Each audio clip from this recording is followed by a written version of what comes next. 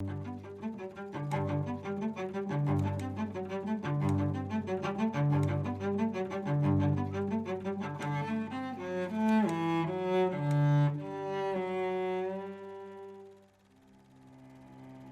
earliest memories were looking at other kids and thinking, I just want to be like them and not feel pain.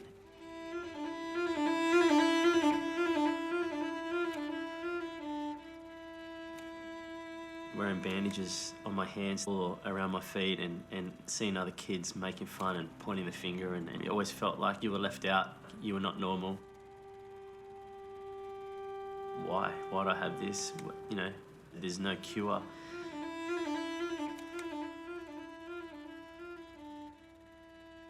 It was pretty hard, to be honest, and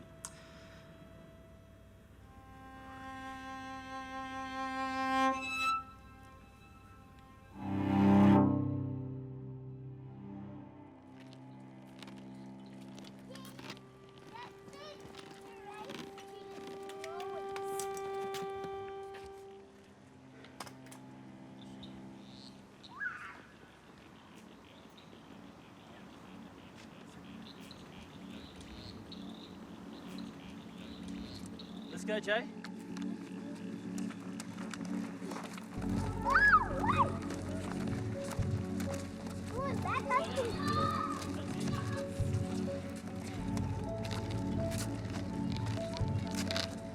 So we were born with a condition, epidermolysis bullosa, both me and my brother. All through my childhood, lived in constant pain. There would be days where I couldn't walk and I'd have to crawl. It wasn't an easy journey, and it's still not an easy journey. And you wish it was different sometimes, but it isn't. You know, I always had a faith, but finding Christ in my 20s and hearing that God was actually a healer, I'd never heard that before. And so we found out we were pregnant, and we had just assumed, oh, it's fine, it'll be all sweet. Like our boys, they're going to be born without the condition. We don't need to worry about that because we're faith people. I'll never forget that first night when Jaden was born. He came out as the best night of our lives. And I'll never forget, I literally took him in my hands and I dedicated him to God right there and then, and just thanked him, you know, for our son. The night that Jaden was born is where I first noticed it. Brennan had gone home for the night, and it was midnight that night, and as I went to change his nappy, he had blisters. And that was probably one of the scariest moments of my life because I didn't know what to do. So he'd only have to kick his legs, like, you know, like babies get excited, they kick their legs, and all his heels would blister and it would go down to raw skin. It was really hard because I didn't know how to care for my own child, and not even the professionals knew what to do. I just automatically went back to my life and thought, I can't believe my kids are gonna have to go through this pain. It was shattering. It was absolutely... It was absolutely shattering. We believed God, we trusted God, but yet now he has this condition, and I'm just thinking, this can't be happening. It was like, went from the best day of my life to the worst day of my life.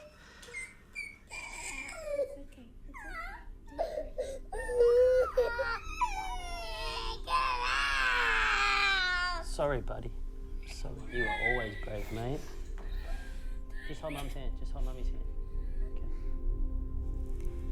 Okay. I think that's one of the worst things that Brennan and I have to do as a parent is our bath time looks very different to everybody else's.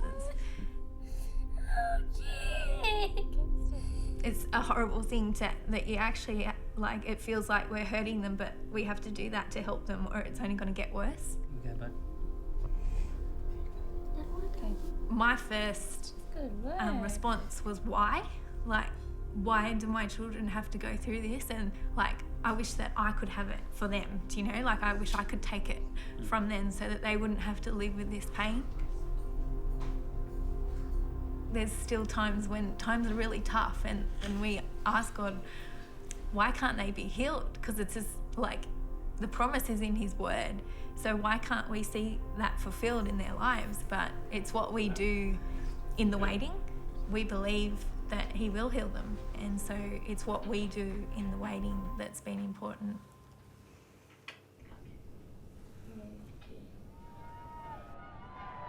Va a pegarle Ronaldinho Gaucho. Se prepara. Pierna derecha, directo al arco. ¡Golazo! Both kids love sport, but Jaden he's a freak. He's been playing soccer since he was 3 years old. When he gets home from school, he'll be out the back, set up goals and the cones, and he'll be running around and having shots, and he'll push through the pain of what he's playing just to get to that ball. This is White Hart Lane in 7, Tottenham Hotspur's Football Club. This one was 2014, and this one was 2012, this one was 2013. Which is your favourite trophy? This one. Why is it your favourite? It's the biggest. It looks like the World Cup one, kind of. Why don't you want to wear the boots? Your feet sore? Huh? Yeah, Let's go. Everyone's waiting for us. See you, guys. So many people actually don't have any idea what they're going through, and you still see them out playing, like any other kid. I've had countless times where I've been in a children's playground and parents have pulled their kids away from my children,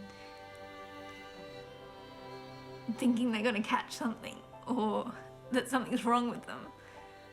And I've never seen stronger kids where they just push on, and often they encourage us. Like, it's really amazing the stuff that they do when they're actually pushing through pain is remarkable.